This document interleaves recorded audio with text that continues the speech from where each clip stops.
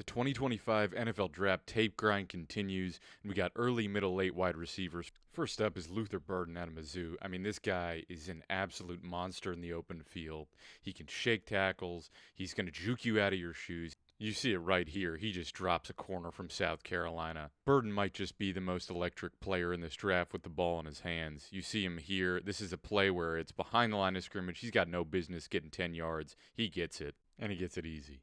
He had a down year from Mizzou last year, but their quarterback, Brady Cook, was hurt. It was a rough year for everybody. And you go back and you watch his tape against Florida in 2023, and he was just dominant. This play right here shows you everything Luther Burden can do. In man coverage, beats his guy, one-handed catch. Should have been a game winner. Mizzou blew it.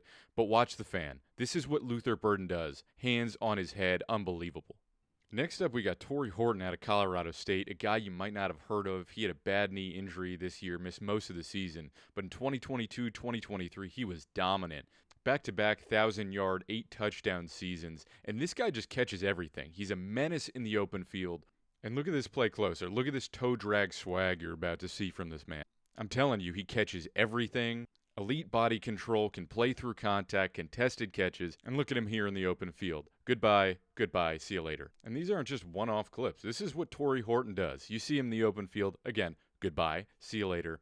He is way too shifty for being how large he is. And you watch him. Again, I talked about the contested catches. This is against Hawaii. They had to try and bring the entire team to take him down. Nope, goodbye, spin move, he's out of there. And if you like Tet McMillan, this is a guy who's got some of the similar traits. Listen, he's not as big, but he's an incredibly good contested catch player. Some of the concerns might not separate super well from man coverage. McMillan has those same issues. But look at this. Can McMillan throw a seed like this? Actually, he can. That's not the point. Confirming that it is indeed a dot.